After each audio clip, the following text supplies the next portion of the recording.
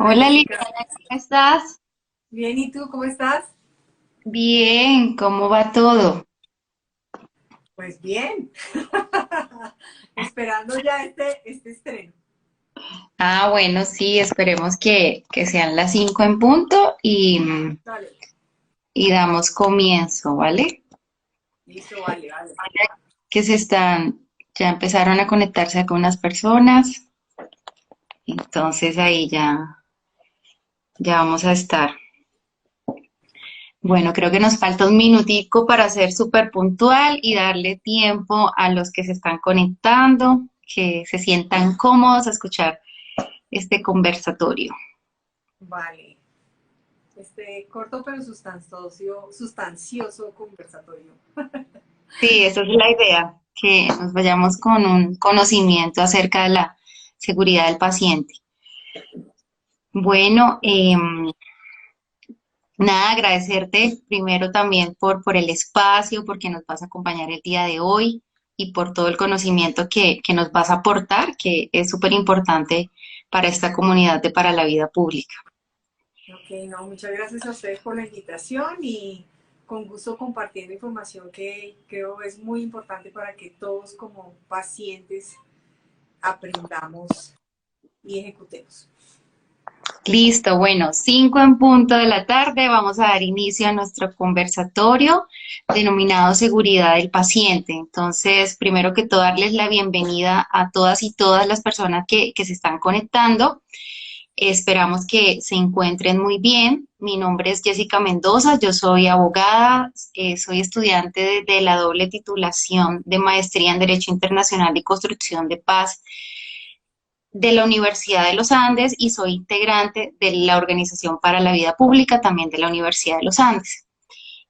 Contarles que pues Para la Vida Pública es una organización con visión social que cree en que el medio para la transformación del país es la divulgación de la información de relevancia pública. Entonces es por eso que nos preguntamos sobre nuestro rol como ciudadanos, tanto en el ámbito social, y buscamos prácticamente en la academia una respuesta simple, informativa, rigurosa para compartirla con todos ustedes. En esencia, pues nuestra labor como equipo desde Para la Vida Pública es procesar aquella información que a veces es muy estructurada o que nos parece a simple vista muy complicada y tratarla de convertir en una información más simple y que todos y todas podamos entenderla y sea más fácil y con el fin de que tengamos una comunidad mucho más informada.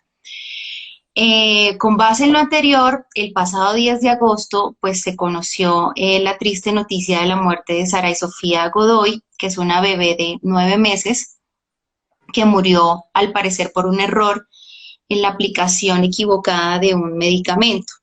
Tengo entendido pues que se le había recetado un porcentaje y este porcentaje se aplicó en una cantidad mucho, pues muy superior a lo que se le había aconsejado a la paciente. Entonces, a partir de esta situación, desde Para la Vida Pública, pues preparamos este conversatorio sobre seguridad del paciente, mediante el cual pues lo que queremos nuevamente es informar de manera pues sencilla a toda nuestra comunidad que nos está viendo el día de hoy y con el propósito de que todos nosotros pues podamos aprender sobre el tema de seguridad en el paciente. Para eso el día de hoy nos acompaña nuestra invitada que es Liliana Tibavisco. Ella es una profesional en salud, es odontóloga, es especialista en gerencia de calidad y auditoría en salud. Adicionalmente, cuenta con una experiencia de 13 años en la estructura, implementación y seguimiento del programa de seguridad del paciente en entidades de salud. Ha trabajado como auditora en Premio de Gestión de Calidad en la Secretaría General de la Alcaldía de Bogotá y también como verificadora del Sistema Único de Habilitación en la Secretaría Distrital de Salud. Entonces, te doy la bienvenida oficialmente a nuestro conversatorio de seguridad en el paciente, Liliana, y te agradezco nuevamente este espacio que nos estás brindando el día de hoy. Hola Jessica, de verdad muchísimas gracias por la oportunidad y no, feliz y muy contenta de estar con ustedes compartiendo y aprendiendo todos juntos porque cada día se aprende. Muchas gracias. Vale, bueno, entonces comencemos, Liliana. Para comenzar, nos gustaría saber un poquito acerca de los derechos que tenemos como pacientes, cuáles son, qué derechos son, que nos cuentes un poquito de eso. Ok, perfecto. Sí, claro. Nosotros como pacientes tenemos derechos y también es importante saber que así como tenemos derechos, también tenemos deberes. ¿Cómo se instituyen o cómo se definen esos derechos y deberes? Pues la verdad, cada institución los define y cada institución tiene, digamos, el compromiso de comunicarlos a sus pacientes y a los familiares de sus pacientes, a los allegados de sus pacientes. En general, tienen un contexto muy parecido. Entonces podemos decir, por ejemplo, que algunos de los derechos que tiene el paciente, por ejemplo, son que sea atendido en los servicios de urgencias independientemente de que en el momento que requiera la urgencia no tenga documentos, no tenga ningún recurso económico, no se sepa cuál es su EPS, debemos es un derecho de nosotros a poder acceder a ese servicio de urgencias. Otro derecho que tenemos, por ejemplo, es que la institución en salud nos brinde información clara, precisa sobre nuestro proceso de atención, sobre las cosas que ocurren en nuestro proceso de atención, sobre cuál es el punto de atención al que debemos ir y cuál es el trámite administrativo que debemos tener ante el requerimiento de un servicio. Otro derecho, por ejemplo, que tenemos es tener un trato digno, independientemente de nuestra condición étnica, de nuestro género. El derecho a tener un trato digno es muy importante para todo paciente y para sus familiares. Y así como tenemos derechos, te decía, también tenemos deberes. Entonces, un deber primordial y muy importante de nosotros como pacientes es brindarle al personal médico la información acerca de nuestras condiciones de salud. ¿Sí? Decirle, mire, yo soy alérgico a este medicamento, mis padres tenían estos antecedentes, porque esa información es vital y a veces muy importante para la toma de decisiones por parte del personal médico. Otro deber, por ejemplo, respetar al personal médico, cuidar la infraestructura del sitio donde vamos a recibir la atención en salud. Entonces, sí es un conjunto de derechos y deberes que, como te digo, cada institución define, pero que en general tienen una línea de bienestar y también de responsabilidad de nosotros como pacientes. Súper, Liliana, muchas gracias. Con base en esa información que nos acabas de brindar, que tenemos tanto derechos como deberes como pacientes, me gustaría preguntarte qué es un error médico. Bueno, esa es una definición muy, muy importante y creo que hay que también complementarla con otras, entonces vamos con la primera. ¿Qué es un error médico? Un error médico es una falla que ocurre durante la atención en salud y que generalmente me produce daño al paciente. Ese es el error médico, tal cual. Debemos diferenciarlo de otros términos en aspectos específicos como por ejemplo el de negligencia médica, porque muchas veces se asocia la misma palabra en el mismo contexto y son diferentes. La negligencia médica es un tipo de error médico, pero que está sujeto o asociado al incumplimiento de los deberes o principios propios de la ejecución de la profesión, algo que se llama principios deontológicos. Pero es decir, yo estoy incumpliendo los principios éticos de mi profesión. Es decir, un profesional realiza un procedimiento a sabiendas que no lo debe realizar. Entonces, si te das cuenta, en la negligencia médica hay un factor muy importante que es la voluntariedad. Yo estoy siendo consciente de que estoy haciendo algo que no debo hacer. Y el tercer término importante y relacionado con error médico y negligencia médica es la falla en la atención en salud, que ya es un término diferente y se refiere a la deficiencia de realizar una acción relacionada con la ejecución de un procedimiento o la inadecuada aplicación de un plan de atención en salud.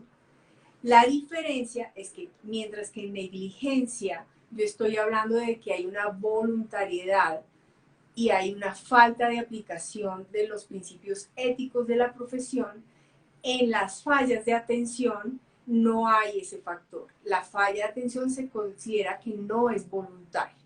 Entonces es importante que podamos diferenciar los tres términos, error médico, negligencia, que es un error médico, pero contiene un elemento muy importante que es la voluntariedad, y falla en la atención en salud, que tiene todo el contexto de no ser voluntario.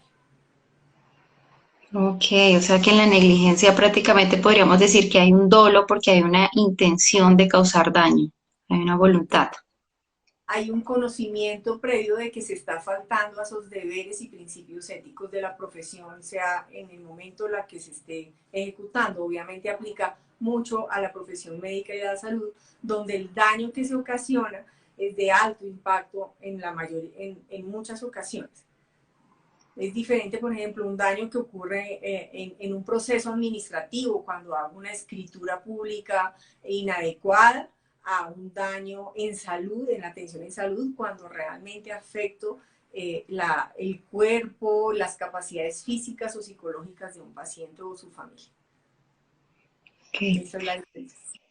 Liliana, ¿cómo actuar ante estas situaciones de error médico, negligencia médica o falla en el servicio? ¿Cómo debemos actuar como pacientes o como familiares del paciente? Bueno, sí, es muy importante saber cómo poder direccionar toda esa circunstancia que a veces puede ser tan grave como el caso con el cual introdujiste y por el cual hacemos ese conversatorio. Pero creo que definitivamente lo importante es empezar como empezamos quizás en otro tipo de relaciones, con el factor directo. Si nosotros detectamos ese error, si nosotros lo identificamos, con quien primero deberíamos hablar es con el equipo de salud.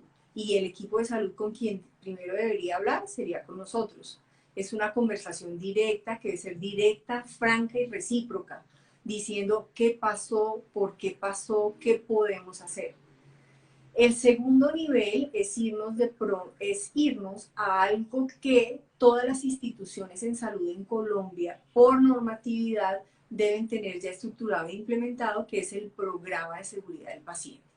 Ese programa de seguridad del paciente, constituido por norma, como te lo digo, dentro de uno de sus componentes, trata de manera metodológica, con evidencia científica, todos estos casos, haciendo un análisis más profundo del por qué y estructurando todo un proceso que lleve a la mejora, a evitar que se vuelva a cometer el error, pero también a eh, eh, cubrir técnicamente a estas víctimas o a estas personas afectadas por el daño. Entonces, la segunda opción sería, digamos, el programa de seguridad del paciente. Pero si yo no me siento conforme con esas respuestas, ¿a dónde voy? Pues ya voy a actos de quejas, derechos de petición, reclamos ante la institución, ante la IPS o la EPS que está involucrada en esa atención en salud.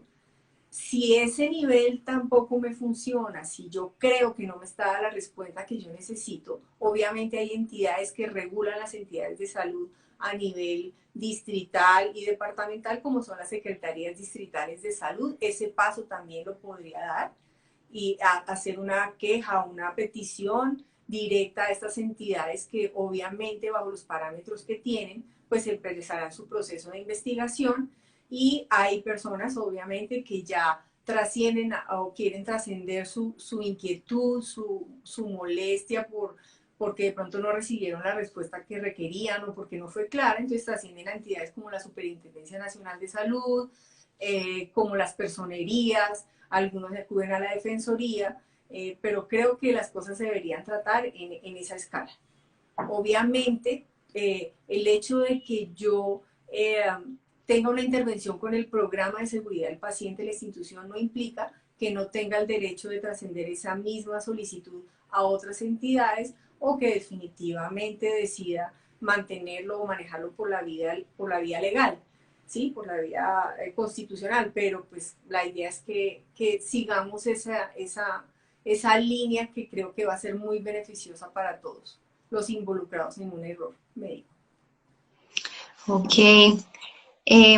¿Cómo podríamos identificar como paciente ese tipo de errores o saber que en la atención que me realizaron se cometió un error médico Y también, pues atado a esta pregunta, ¿cómo podríamos prevenir estas situaciones?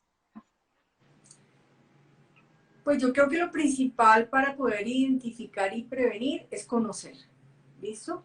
Es conocer qué tipo de errores se pueden presentar, cómo se manejan estos errores y, y, y para conocerlo y además de conocerlo es integrarnos a la atención en salud y hacernos responsables del equipo, responsables y parte del equipo de salud.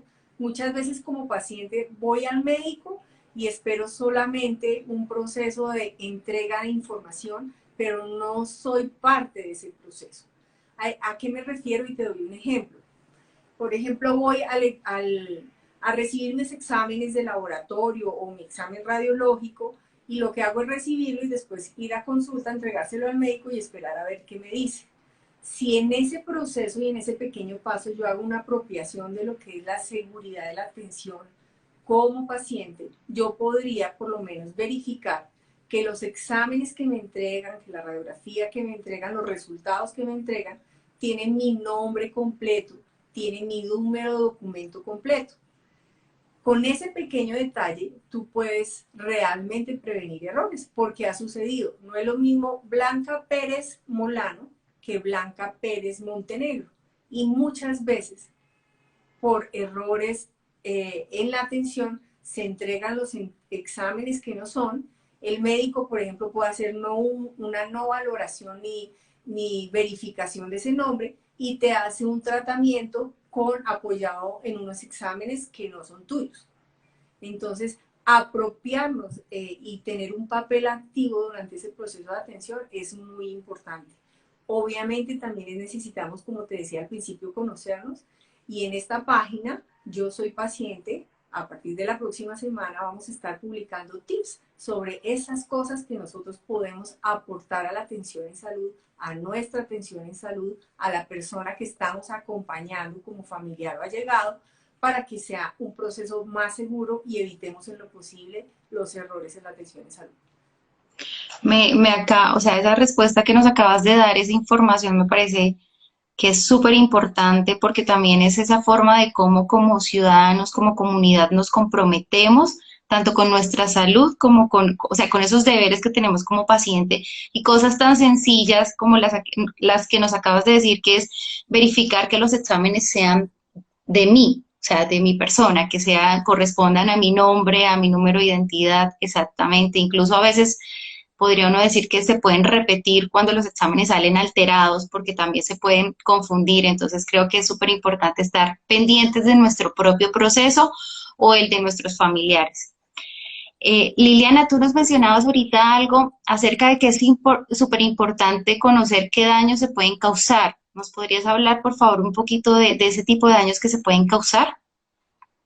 Claro que sí. Bueno, los daños en seguridad del paciente son múltiples y hay múltiples instituciones a nivel nacional e internacional que tienen diferentes clasificaciones, parámetros, pero podríamos decirlo en un contexto general, los podríamos clasificar en daños leves, que son daños que se le producen al paciente y que ya requieren para su solución intervenciones mínimas. Entonces, lo que requiere es que al paciente se le haga otra terapia, otra sesión o sesiones adicionales de terapia física, que se le dé un medicamento adicional para dolor que se le generó porque tuvo una pequeña lesión en el brazo. Entonces, esos serían los daños leves.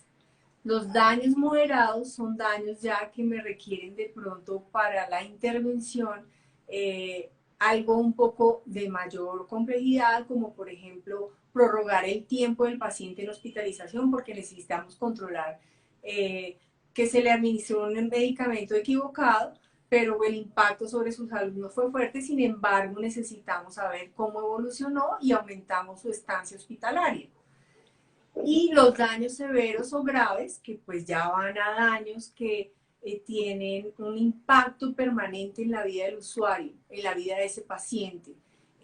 Hay casos como hay extirpación del órgano equivocado, eh, eh, hay casos como pérdidas de órganos, pérdida de la capacidad funcional, la capacidad sensorial, de la capacidad psicológica. Esos son considerados daños graves y obviamente la muerte es un daño grave.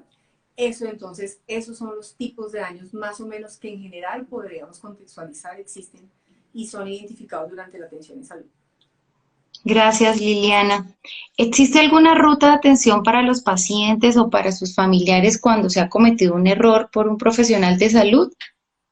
Tú ya nos hablaste algo de esto. eh, No sé si nos aclaras un poquito más sobre esta ruta de atención. Claro, pues digamos que sí, es exacto, lo enlazamos a si yo siento que hago, ¿qué hago? Entonces, no, voy al equipo de salud, por favor ayúdenme, esto es lo que estoy evidenciando. Tú me lo hablabas ahorita desde el paciente, ¿cierto? Sí, El paciente. Es básicamente lo que te estoy diciendo, ir al equipo de salud, qué está pasando, por favor aclárenme, pero aquí es muy importante que la comunicación sea franca y abierta, pero respetuosa.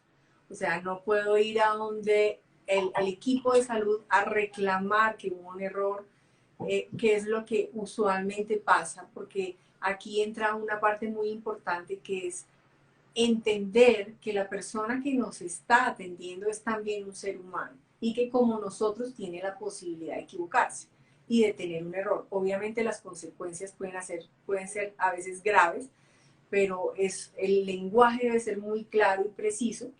Y pues la conducta es el programa de seguridad del paciente, que dentro de todo ese mecanismo y toda esa estructura que tiene, también debe tener procesos y procedimientos para comunicarse o metodologías para comunicarse con el paciente de forma asertiva, para no revictimizarlo, para abordarlo de una forma cálida pero sincera y para tomar con él decisiones respecto al error que tuvo.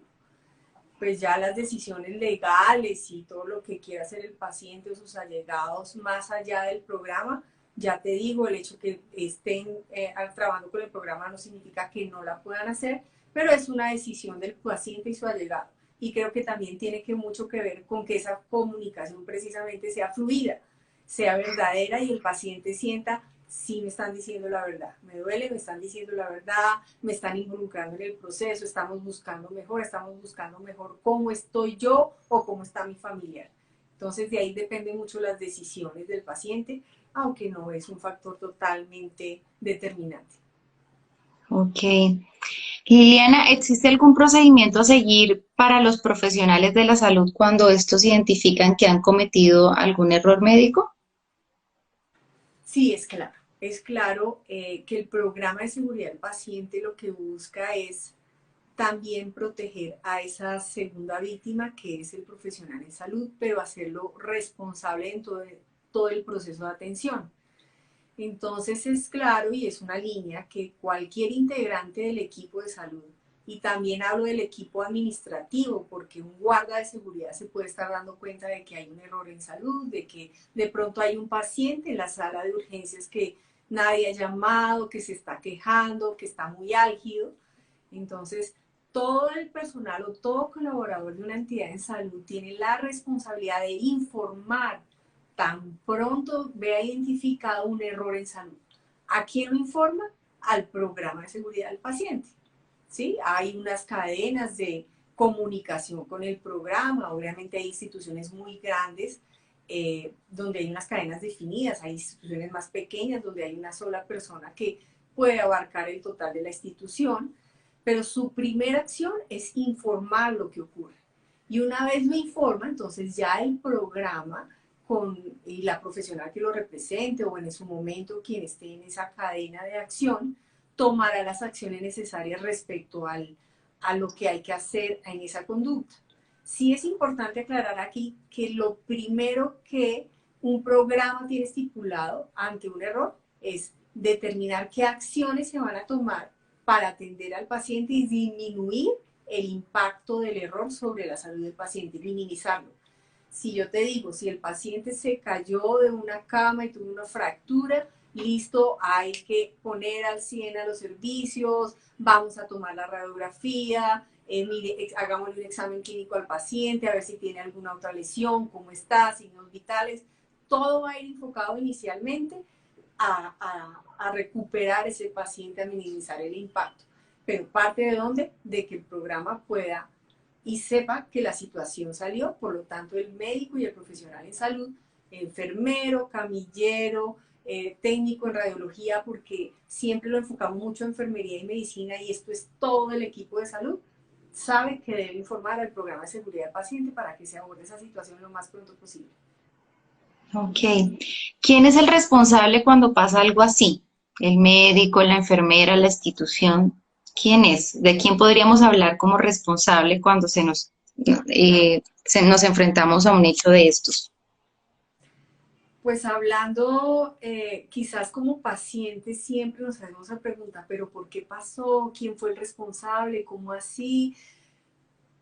Pero hablando desde el enfoque del programa de seguridad del paciente, creo que lo que menos nos interesa es saber un responsable específico. Lo que más nos interesa es aplicar las metodologías que tiene el programa para entender que un error médico, si bien es una acción puntual, como lo vemos en este caso, la acción puntual pudo ser la administración del medicamento en la dosis equivocada, tiene su contexto generalmente, y cuando se hace todo ese análisis metodológico basado en la evidencia, tienen su contexto miles de factores alrededor que contribuyen para que suceda. Por lo tanto, dentro de los enfoques de la política, del programa de seguridad del paciente, está el no ser punitivo. El programa nunca te va a decir es que el culpable fue esta persona, es que el responsable fue esta persona.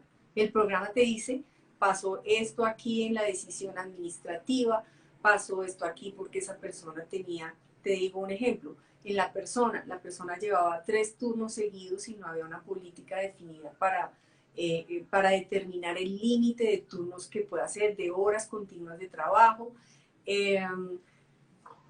Muchos factores que llevan a que ocurra el error médico. Entonces, no hay un responsable específico, no podríamos identificarlo acá así porque estaríamos siendo totalmente punitivos y yendo en contra de lo que es el programa, que es entender que cuando hay un error, ¿sí? Hay múltiples factores que me llevan a ese error y no es una acción específica. Ok. Finalmente, Liliana, me gustaría preguntarte quiénes son los afectados cuando ocurre un error médico. Ya tú nos hablabas de que, pues, en primer lugar, el paciente, creo que es la persona, sus familiares, nos hablabas también del personal médico o el profesional que incurre en el error. ¿Quién más se nos queda por fuera? ¿Cuál es la cantidad de afectados que podemos tener a partir de una situación como esta? Bueno, básicamente se conocen 3 víctimas cuando hay un error médico. La primera víctima, el familiar, el paciente, perdón, pero ese paciente me incluye el familiar o allegado, porque en caso de los errores graves, cuando hay lesiones que me implican un daño permanente al desempeño físico o a la capacidad sensorial, pues obviamente todo el contexto familiar también se va a ver afectado. Eh, por ejemplo, te digo, un ejemplo de hace mucho tiempo, fue una paciente muy joven de 26 años, a la cual se le entregó, y fíjate el contexto de la época, hace más de 10 años, se le entregó un examen de resultado de VIH positivo. En esa época, digamos, las pruebas eran mucho más lentas, los mecanismos de comunicación no eran tan asertivos como ahora, los programas no eran tan descontextualizados. Y después de 3 meses, ya cuando ella tuvo la separación, la echaron del trabajo y estaba en un periodo muy crítico, corroboraron que esa prueba no era de ella y no era positiva. Entonces, fíjate que ahí no hay un rasguño en su cuerpo, pero el daño psicológico y el daño social a la paciente y a su familia, que ya no estaba porque tuvo un proceso de separación, fue grande. Entonces, ahí es importante tener en cuenta primera víctima, el paciente y su familia o allegados. Segunda víctima, como ya lo dije, pues definitivamente el personal de salud. Y no hablamos solamente de pronto de una enfermera o de un médico. Hablamos que ellos son equipo y cuando uno de su equipo se ve afectado, pues también el equipo se puede afectar. Pero aquí también hablamos dentro del equipo de salud de personas administrativas que de pronto toman decisiones que llevan a ese error. No es solamente el médico. Un guarda de seguridad puede tomar una decisión equivocada en un servicio de urgencias. Puede decir, no, usted no está enfermo, usted tiene una gripa y váyase. Y vuelva después. Y resulta que el paciente muere yendo a su casa. ¿Listo? Porque ha pasado. Entonces, el contexto de equipo de salud somos todos.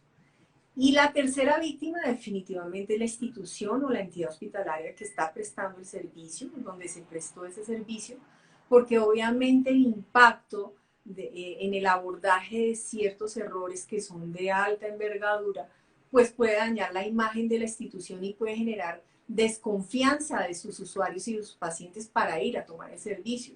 Y eso afecta a toda la institución, afecta incluso sus finanzas. Si no hay pacientes, pues no hay ingresos. Entonces, esas son las que son consideradas las víctimas en estos hechos que están relacionados con el error médico.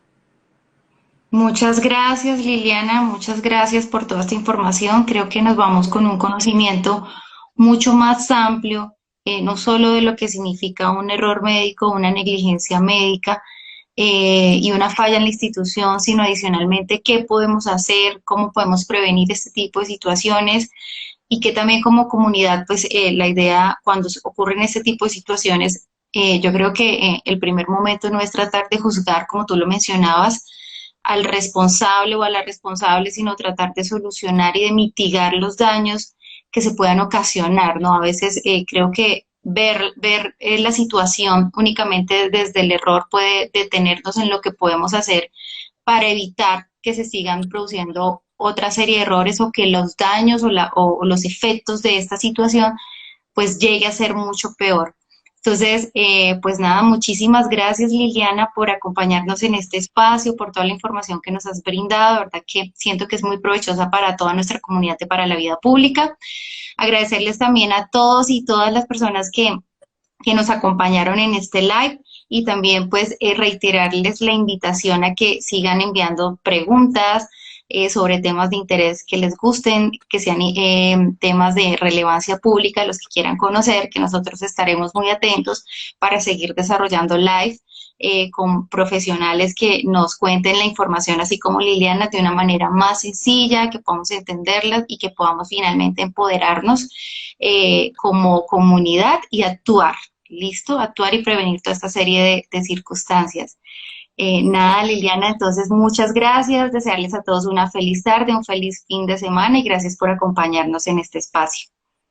Gracias, Jessica, a ti, muy amable. Me encanta el comentario que hiciste al final porque creo que es una conclusión bastante certera y creo que entonces es como el soporte de que sí la información fue entendida, de que podemos trascender.